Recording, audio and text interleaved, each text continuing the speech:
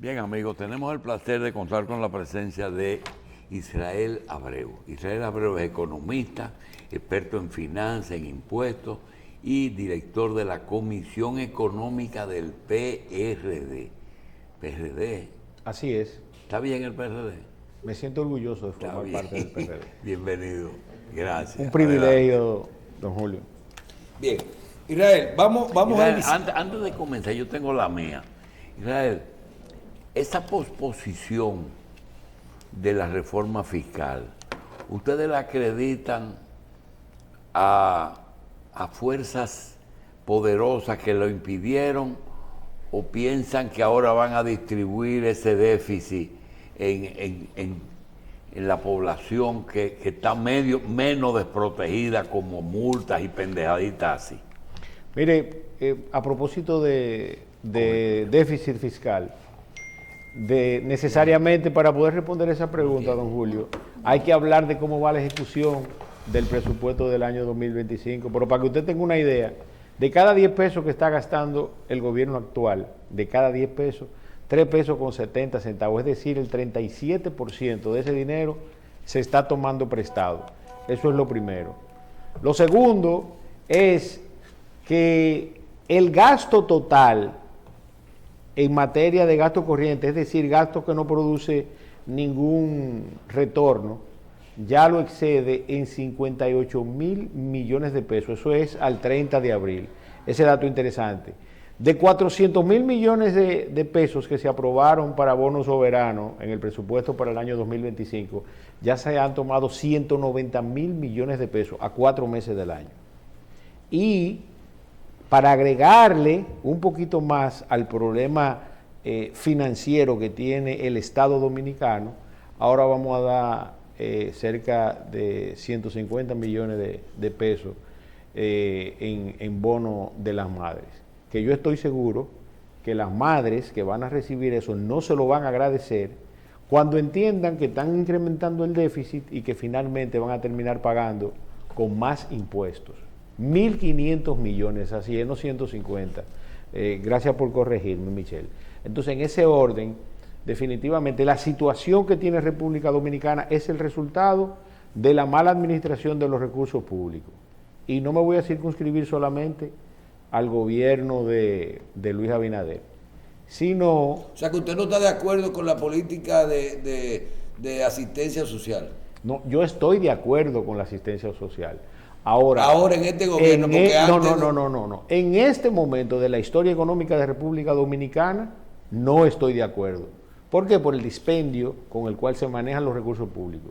Y no me dejaste terminar la idea cuando te iba a decir que no lo circunscribo solamente a este gobierno, sino a los últimos 4 presidentes que han pasado por el poder, por el Estado, por el gobierno de República Dominicana. Y me refiero a Hipólito Mejía, a Leonel Fernández, a Danilo Medina y a Luis Abinader de manera específica, quien es además quien más ha incrementado el déficit que tiene República Dominicana. Ustedes reciben un abogado aquí, muy famoso, apellido Castro, que lo escuché esta mañana casualmente en un video que salió publicado ayer, diciendo, palabras de él, que esa reunión que se dio en el Ministerio de Defensa fue la reunión de los 4 jinetes del apocalipsis.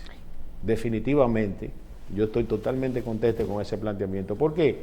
Porque el resultado de la situación económica que tenemos hoy es el manejo irresponsable de la finanza pública.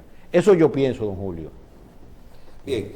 Israel, hay 2 temas que tienen que ver con, vamos a decir, la política exterior en la parte económica y que pueden alterar a la República Dominicana. Uno es el tema de los aranceles impuestos por los Estados Unidos a los diferentes países y el otro es la aprobación del 3.5% de impuesto o de arancel a las remesas que se envían a todos los países para los no americanos desde los Estados Unidos. Son 2 medidas que hay. ¿Qué ha hecho el gobierno de los Estados Unidos? Ha dicho, voy a colocar aranceles diferentes a todos los países. Yo no entendí primero, si nosotros tenemos un acuerdo de un DERE-CAFTA, que es un marco regulatorio para lo que tiene que ver con una política de impuestos, de aranceles, de intercambio de bienes y servicios entre los dos países, ¿cómo podría, aunque nos colocaron el menor, cómo podría esto chocar? Vamos a suponer que se quede así con nuestro acuerdo de libre comercio de DERE-CAFTA. Eso, si eso se queda, porque parece que el gobierno solicitó que no se nos cobrara o que se eliminara, ¿qué implicación usted le viera para la República Dominicana? Y con respecto cómo esto funciona en la parte económica, comercial, con respecto al acuerdo que tenemos, que es el DERE-CAFTA. Y esto nuevo, que nosotros venimos, yo personalmente le decía al doctor siempre, que es el único que tiene años hablando de que el día que los Estados Unidos se le ocurra cobrarle impuestos a la remesa, y yo le decía, eso no es posible. Sí. Eso no es posible. Ahí está, 3.5% a la remesa. El presidente dijo que es algo difícil de cobrar, es cierto, es un mecanismo difícil el mecanismo de cobro es incómodo porque puede ser una transferencia, puede ser una remesa, ya no es tan fácil, lo pueden enviar a nombre de un americano, hay muchos dominicanos que son americanos, pero háblanos de esas dos figuras. Mira, yo en sentido general voy a hacer un pequeño periplo por la historia y sobre todo de Donald Trump a partir de las elecciones del año 2016. Empezando por el impuesto a la remesa, que fue la primera vez que lo presentó durante esa campaña. Él presentó la posibilidad de cobrar un 5% a la remesa, a los fines de que esos recursos se utilizaran para construir el muro fronterizo que divide Estados Unidos y México. Eso es lo primero. Eso sucedió en el año 2016, en plena campaña. Donald Trump gana y esa posibilidad, gracias a Dios en ese momento, pues se disolvió. Nuevamente gana, ahora en el 2024, toma posesión e introduce, además de esta alternativa, porque quiero que tú sepas, Michelle, que la medida introducida en el One Big Bill, que es como se llama la propuesta, él introdujo un 5%, y fue Claudia Sheinbaum que en alguna medida, ¿verdad?, intervino a los fines de que se redujera a un 3.5%. Esa es una medida. La segunda, que también nos afecta a medida, fue que Donald Trump le puso un impuesto del 100% a todas las producciones norteamericanas que fueran hechas fuera del país. Oigan bien, si una productora norteamericana viene a República Dominicana y produce parte de alguna película, para ese gasto poder ser deducido en Estados Unidos, va a pagar el 100%. Si gastó $100,000... Como parece que hay algunas compañías que también bregan con algo médico. Va a pagar $100,000. Eso en el caso del cine. Eso fue con la finalidad de proteger a la industria del cine norteamericana. Y por otro lado, entonces tenemos la medida del 10%, que real y efectivamente República Dominicana fue de los países menos afectados. Sin embargo, como tú bien estableces, la imposición de un arancel de un 10% posterior a que se haya firmado un acuerdo como lo es el DERE-CAFTA, en donde nos exime del pago de aranceles en algunos bienes y servicios, pues definitivamente viola ese acuerdo y puede ser objeto de impugnación ese impuesto frente a la Organización Mundial del Comercio, la OMC. Obviamente, hay un proceso diplomático de conversación entre ambos estados.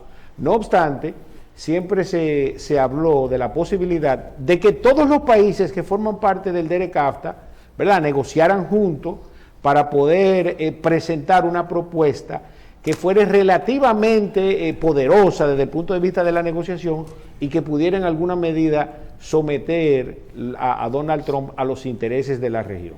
Sin embargo, esto todavía no se ha dado. De hecho, Claudia Sheinbaum en México al respecto del impuesto a las remesas se pronunció de manera aislada cuando debía hacerlo de manera conjunta.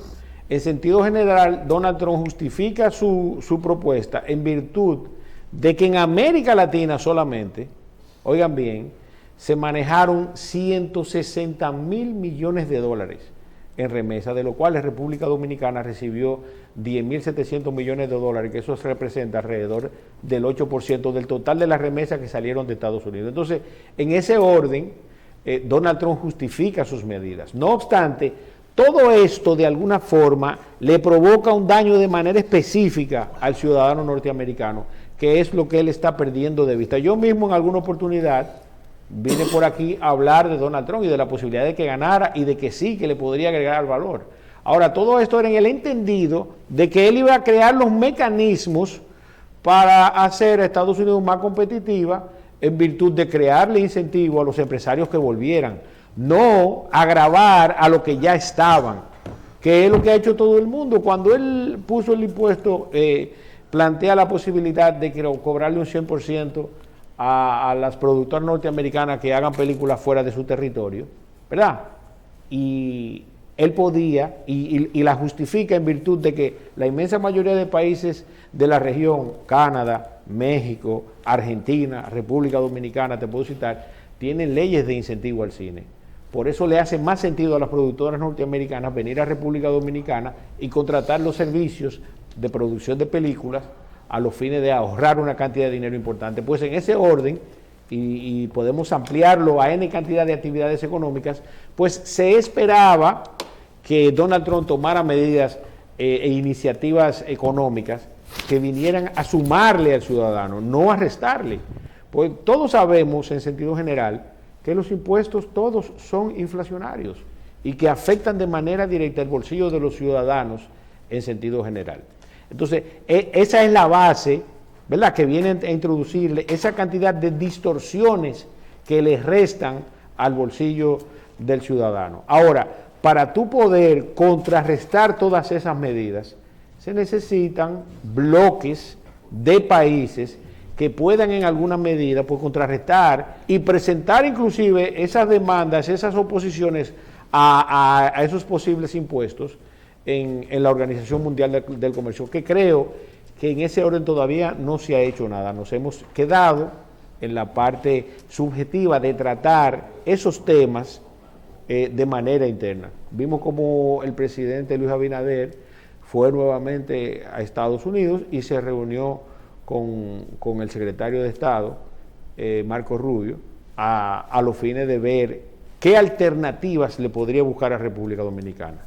Esto resultó en que se diera una prórroga de 90 días a los fines de ver en qué van a quedar estos impuestos, cuáles van a ser las contrapropuestas que van a hacer los países, como es el caso de República Dominicana. Bien, ya conozco tu opinión de la reunión de los 4 presidentes, pero... De los 4 jinetes, dice Castro, Tomás Castro. Perfecto, pero eso es Tomás Castro, y tú qué piensas. Estoy totalmente de acuerdo. Yo creo que tenemos que ver lo importante de esto, que es que ahora hay una reunión en el Consejo Económico y Social, de la cual van a salir una serie de acciones importantes para nuestro país, que son qué nosotros vamos a hacer con lo que yo le digo el efecto Gilberto Santa Rosa, que es la conciencia y la razón.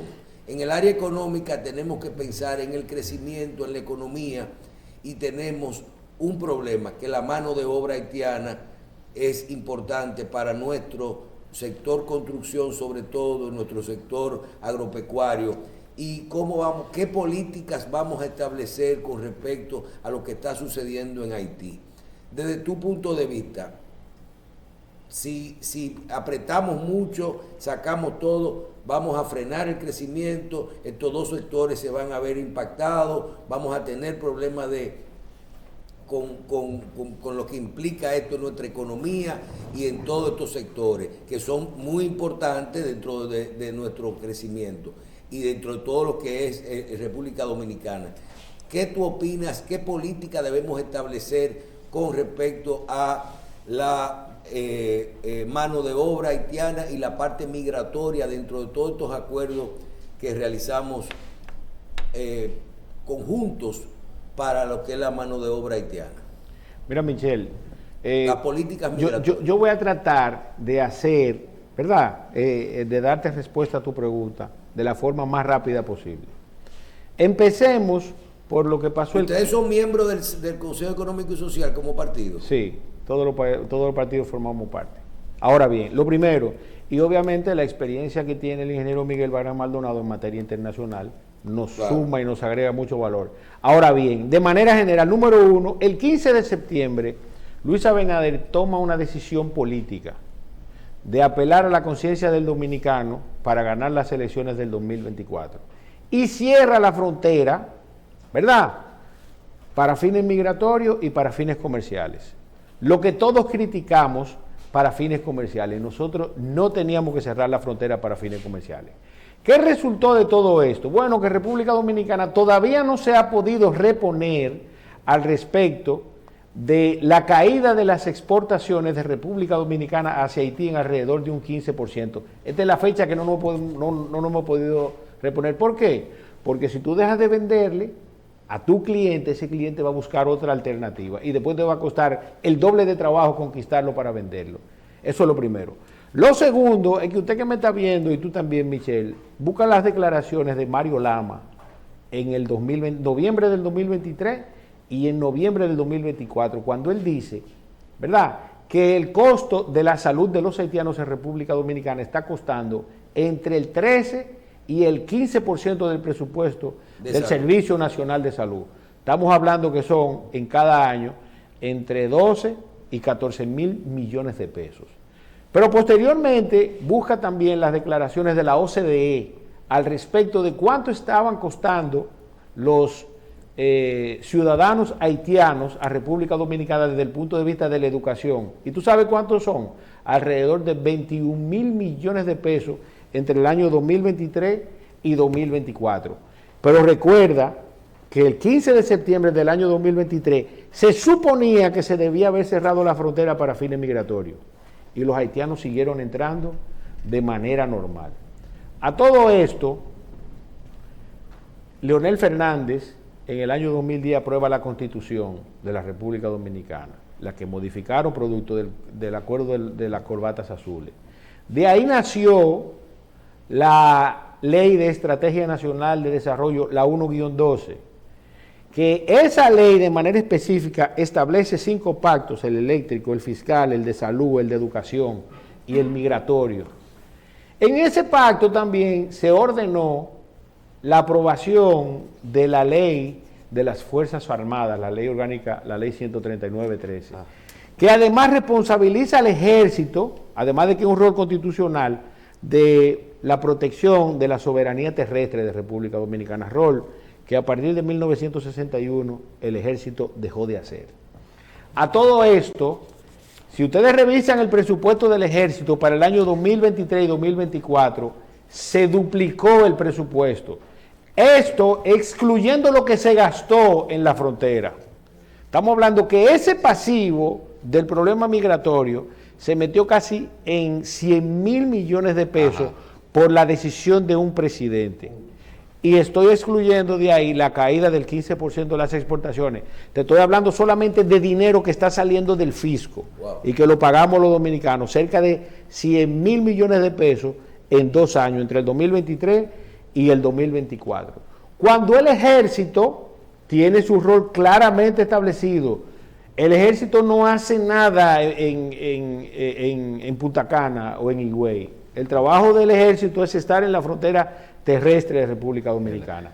Si revisas el presupuesto de migración, también se duplicó entre el año 2023 y 2024. Y no estoy mencionando la cantidad de equipos que se compraron en materia militar.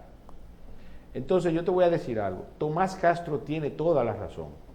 Yo no sé a qué se reunieron, pero yo me imagino a Hipólito diciéndole a Luis, pero tú eres el presidente, ¿por qué tú no has resuelto eso? Entonces, real y efectivamente, van a convocar... Tú sabes para qué se puede convocar al CEP, para resolver el problema eléctrico, que ya se va a meter en 2.000 millones de dólares. Wow. Entonces, ¿para reunirnos para qué? Cuando todas las herramientas legales están ahí. Lamentablemente,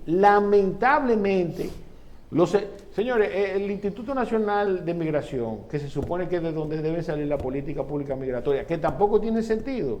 Tú sabes, si la porosidad se frena en la frontera, nosotros no necesitamos tenía gente de migración violando los derechos humanos de esos ciudadanos. 11 puestos de chequeo. Entonces, ¿a qué nos vamos a reunir?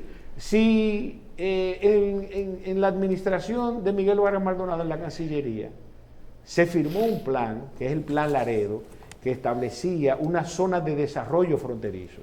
5 millas a la derecha, 5 millas a la izquierda, es decir, 5 millas a oriente, 5 millas a occidente, ¿verdad? Una zona de desarrollo económico y social, y eso se abandonó. Eso puede resolver el problema de la frontera porque tú le vas a dar trabajo a la gente. Y ahí hay unas muestras de la zona franca que están instaladas ahí, que han venido a resolver en alguna medida, han venido a mitigar el problema económico y social que se vive en la frontera. Mientras tanto, de verdad, el que nos reunamos a los fines de discutir un problema que legalmente está establecido, no va a haber ley que lo resuelva. Si tenemos un ejército que no cumple su rol, ¿verdad? Si tenemos presidentes que toman decisiones desde el punto de vista político y no necesariamente, ¿verdad?, visualizando el panorama general, su overhaul, todas las variables que circundan alrededor de la decisión que está tomando. Yo creo que la inmensa mayoría de decisiones que toman, lamentablemente, y que han tomado y que se van a tomar ahí, no van a surtir ningún efecto. Así que definitivamente yo creo que eso va a ser una pérdida de tiempo. Para lo que deberíamos reunirnos es para resolver el problema eléctrico. Licenciado, usted es el director de la Comisión Económica del PRD. Así es.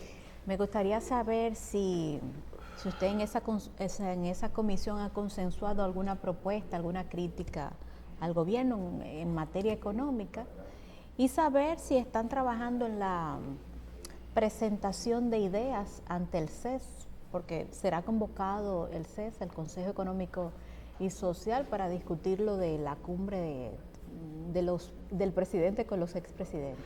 Mira, te reitero que hay una propuesta que se dejó durante la administración del ingeniero Miguel Vargas en la Cancillería. Sí, pero usted sabe que eso está engavetado.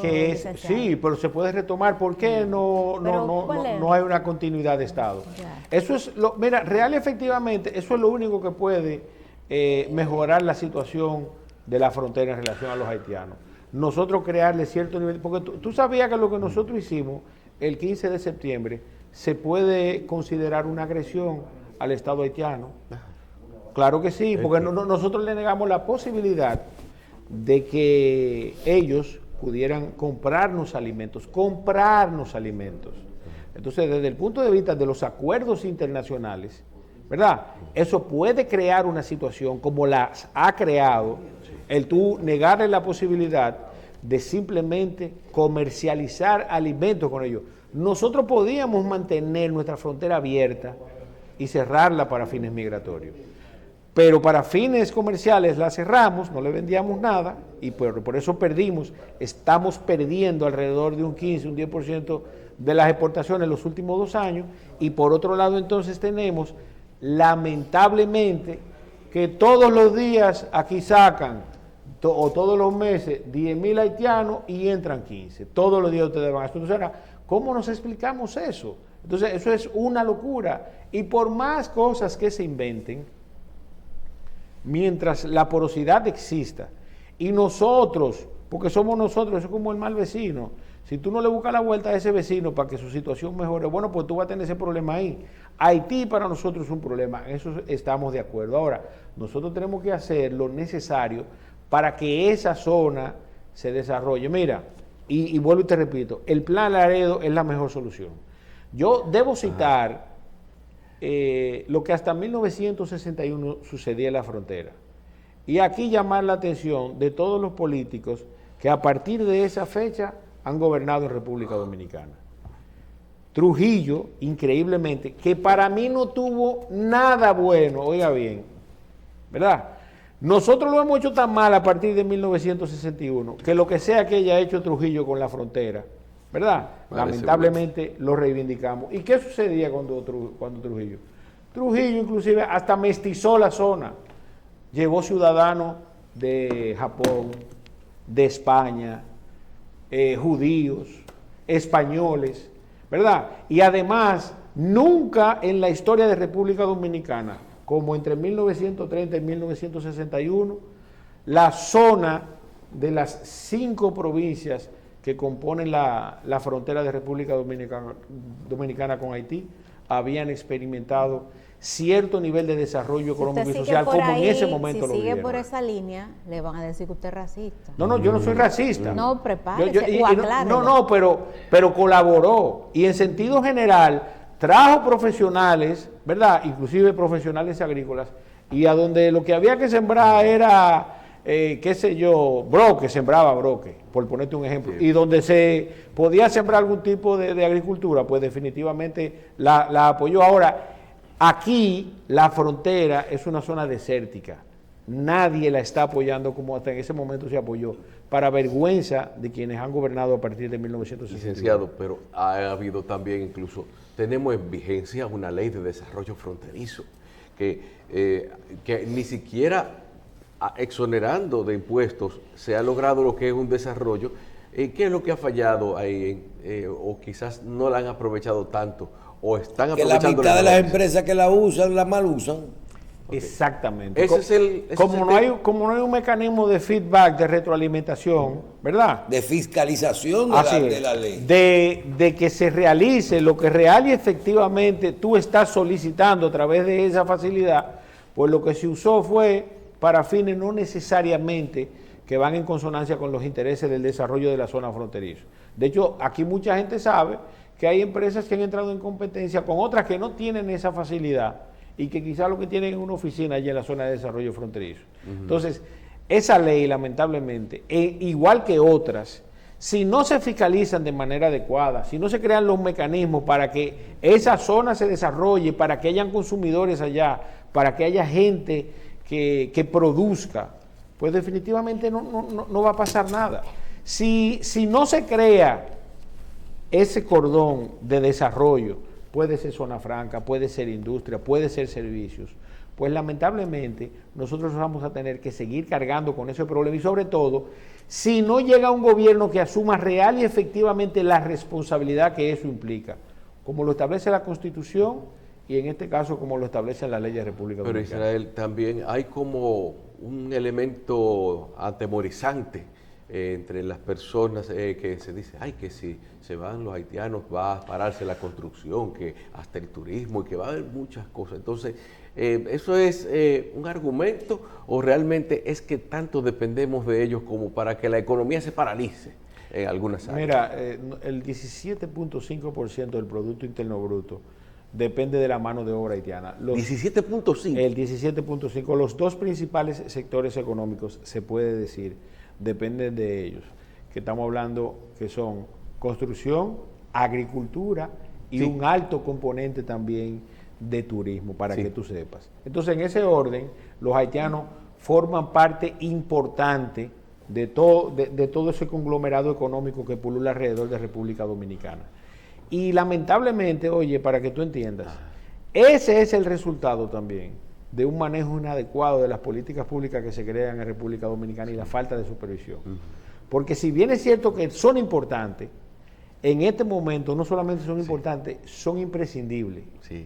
Ahorita Michelle hablaba de eso, ¿verdad? De la importancia, sí, cuando hacía el preámbulo para introducir su pregunta. Y quizás, no sé si voy a especular, pero tal vez no cuantificó la importancia que tiene la mano de obra haitiana, para que tú tengas una idea. De hecho, cuando tú ves que instituciones como Acoprovi se pronuncian al respecto, cuando tú ves que funcionarios del mismo gobierno de Luis Abinader... La importancia, aquí no hay forma de poner un blog si no hay un haitiano. No Así hay es. construcción si no hay con haitianos. No se siembra una yuca si no es con un haitiano. Entonces, ¿qué te puedo decir? Esa es una realidad que nosotros tenemos y que en alguna medida tenemos que buscarle una solución, ya sea creando los incentivos suficientes y necesarios para que los hombres y mujeres que quizás no están trabajando y que no se sienten dignificados poniendo un blog o arando la tierra, pues se dignifiquen. De eso es que se trata el trabajo, de dignificar al hombre. Ahora bien, en República Dominicana, por un asunto cultural, yo diría, pues lamentablemente el dominicano ha abandonado el campo y concomitantemente ha abandonado la construcción. ¿Y qué ha pasado con eso? Porque lamentablemente pues los haitianos han ocupado ese lugar y vuelvo y te repito, se han convertido en esa mano de obra indispensable para sostener la economía. Bueno. Sí. Bien, háblame un poquito del impacto que tú entiendes. He visto 2 o 3 aumentos salariales recientes. Ayer vi el último en el sector turismo, un 15% y un 12.5%, un 30% dividido en 2 y un 25% dividido en 2. Ahora en junio un 15% en el turismo y un 12.5% en el bares y restaurantes, y el otro a mitad el año que viene. Ese impacto, veo que eso es más o menos el doble o el triple de la inflación proyectada y tal vez un poquito más en el área del turismo. Hablar un poquito del impacto que eso podría tener y cómo tú lo ves con respecto a la competitividad. Estaba viendo casos como España, que están teniendo problemas mucho con el personal, que no tienen con quién trabajar en esas áreas. ¿Tú no crees que no podríamos salir un poquito del mercado? Mira, el turismo, la industria sin chimenea. Aunque eso puede ayudar mucho con el caso de los haitianos, incentivar un poquito más a los dominicanos. Así es. Yo creo que hace tiempo que ese sector de manera específica necesitaba que los salarios fueran ajustados. Y esa reivindicación hay que celebrarla, porque además es un sector empujante crecimiento. Y en esa misma medida también se están beneficiando los empresarios del sector turismo. Entonces, imposible ver mal un aumento de salario a ese sector, pues definitivamente si tú te vas al último aumento de salario en ese mismo sector, en la industria turística, pues te darás cuenta que gran parte de ese salario ha sido absorbido por el costo de la canasta básica familiar. En este caso, a pesar de que todos los aumentos salariales son inflacionarios, en el caso específico del sector turismo, por ser esta industria generadora de divisas, no va a afectar de manera directa el índice de precio al consumidor ni la inflación. Óyeme bien. ¿Por qué? Porque es una industria generadora de divisas, es decir, es un dinero que va a venir del extranjero, que no va a producir ningún efecto en productos y servicios locales, ¿verdad? Porque va a generar divisas y le agrega valor a ese ciudadano dominicano que quizá por esa misma variable no se atreve a coger un trabajo o en el mismo sector turismo o en el sector construcción o en el sector agricultura porque siente que lo que le están pagando no es digno a los fines del nivel de vida al que aspira en sentido general. Entonces, en el caso del sector turismo, es muy posible inclusive que si somos realistas y desde el punto de vista de que el efecto del aumento salarial no produzca ni inflación ni produzca aumento en el índice de precio al consumidor, pues las expectativas sean mayores. Vuelvo y te repito, no es lo mismo que a la industria local tú le aumentes el salario de los trabajadores. ¿Por qué? Porque ¿qué hace el industrial? Se lo carga el producto que todos consumimos. Ahora, si el turismo sigue teniendo el auge que tiene al respecto de la recepción de turistas, pues yo creo inclusive, porque los salarios en República Dominicana, tú mencionaste España, Michelle, pero nunca comparar el salario mínimo de España con el de República Dominicana. Estamos hablando que son menos de 400 euros el salario mínimo en el mejor de los casos, cuando en Europa, en España está en 1.500 euros. Entonces, definitivamente son escenarios totalmente diferentes. Sin embargo, yo creo que todavía hay espacio suficiente para hacerle un aumento de salario mayor a los empleados del sector turismo. Bien, recuerdo cuando, y esta es mi última pregunta, recuerdo cuando se habló en un momento dado, de la disminución de los fondos de pensiones, que tuve la oportunidad de conversar contigo en un programa y tú fuiste bastante objetivo cuando dijiste, no, es que como el dólar se apreció, y hay una parte de los fondos invertidos en dólares, hiciste una explicación bien sobre eso, y vi que eso está pasando ahora. háblame un poquito de la apreciación del dólar. Vi un comportamiento del dólar subió a un 62, 63 unos días, bajó y ahora se ha puesto 59, tanto. Ese comportamiento del dólar, ¿cómo tú lo valoras? ¿Tú entiendes que es estable, es normal lo que está ocurriendo en este momento? ¿Es estable con respecto a la situación nuestra macroeconómica, a las reservas y todo esto? Y a eso que está ocurriendo, ¿es lo mismo en las pensiones que ocurrió aquella vez cuando el dólar bajó? Sí, pero por suerte está ocurriendo a principios de año. Mira, aquí hay que darle todo el crédito a la política monetaria, tanto del gobernador del Banco Central, don Héctor Valdés Albizu, y a la Junta Monetaria, porque ahí no hubo nada de magia.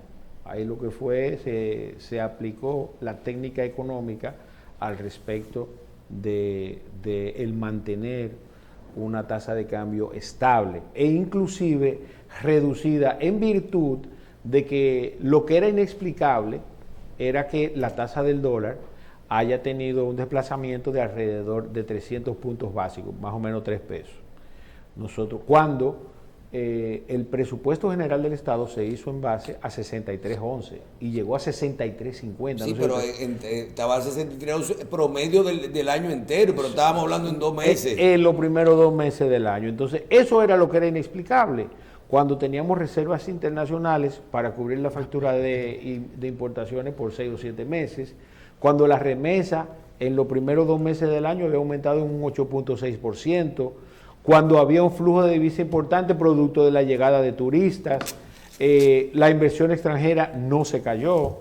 Solamente tenemos el caso de Haití, donde las exportaciones se cayeron en alrededor de un 10% en relación a esos mismos meses del año. Entonces, ese comportamiento era el que era inexplicable. Entonces, a todo esto, hay que reconocerlo, te reitero, la intervención del Banco Central, específicamente de la Junta Monetaria, en la segunda resolución del 24 de marzo del año 2024, fue la que produjo desde el punto de vista técnico esta reducción en la tasa de cambio. Por ejemplo, se le limitó las posiciones largas a los bancos a un 25% del capital sin que exceda 5 millones de dólares.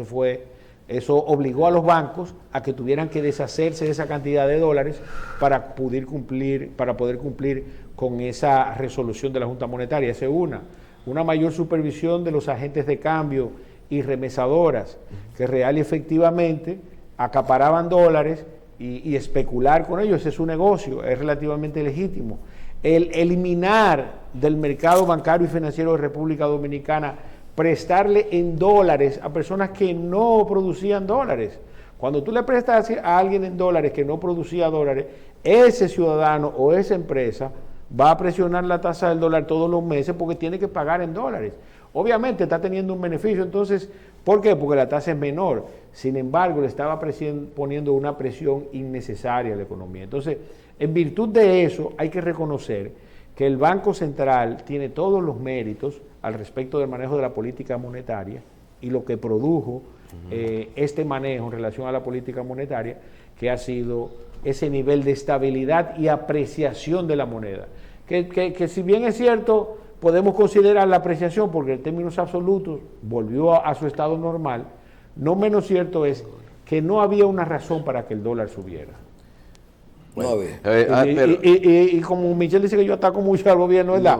Ahí se la estoy dando, se manejó bien la política monetaria. Pero hay algo, mire, con respecto, se publicó ayer un detalle del el Diario Libre, publicó una noticia que según el informe trimestral de la Dirección General de Crédito Público del Ministerio de Hacienda, en el primer trimestre del 2025, el monto de circulación de los instrumentos destinados al plan de recapitalización del Banco Central ascendió a 132.361.9 millones de pesos, distribuidos en bonos con plazos de vencimiento de 3, 5 y 7 años. Pero ¿a qué tasa?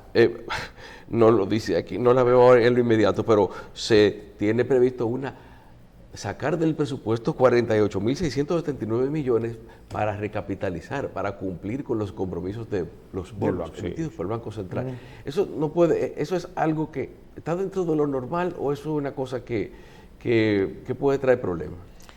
Mira, al final hay que pagar esos intereses. Hay que pagarlos. Y esos intereses, ¿tú sabes cómo se pagan? ¿Cómo? O con el presupuesto o emitiendo más billetes. O puede ser inflacionario. Exactamente. Si tú aumentas la masa monetaria, esa masa monetaria que hace salir a buscar dólares y a consumir productos que terminan demandando dólares. Entonces, al final, lo más coherente es que se pague del presupuesto, porque al final también el resultado de ese déficit cuasi fiscal que tenemos en el Banco Central es el resultado de la mala administración de las finanzas públicas y de decisiones políticas que debían ser técnicas, que se tomaron en momentos inoportunos y que resultaron en eso. Entonces, al final estamos pagando por los gobernantes que tuvimos, esa es la verdad, en los diferentes momentos que han producido, y eso es así. Sí. Y ahorita hablaba, creo que era tú, Michelle, o don Julio, sobre el tema de la reforma. El gobierno abandonó la reforma y ha mantenido una conducta irresponsable en el manejo de la finanza pública. Yo te acabo de decir que el 37% del dinero que ha manejado el gobierno es producto de dólares, de préstamos, perdón, y que ya ha tomado casi el 56% del dinero que tenía disponible para tomar prestado en bonos soberanos.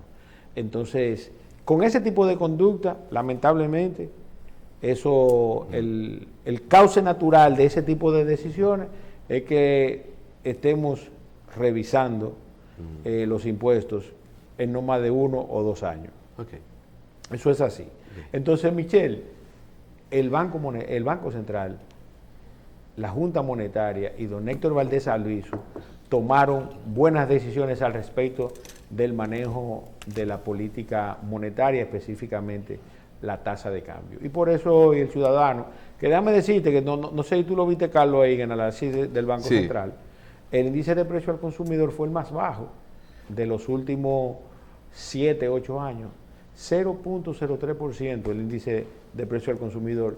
Y aunque el dominicano no vio que los productos bajaron porque no bajan, hay que decirlo, los productos de la canasta básica familiar por lo menos no experimentaron una alza relativamente importante. No es así. Bueno, yo creo que vamos a sentarnos con Israel, vamos a preparar un programa que tiene que ver, vamos a separar un poquito la política y vamos a hablar de temas fiscales. Yo quiero hablar de eso que hablamos de la política de incentivos, de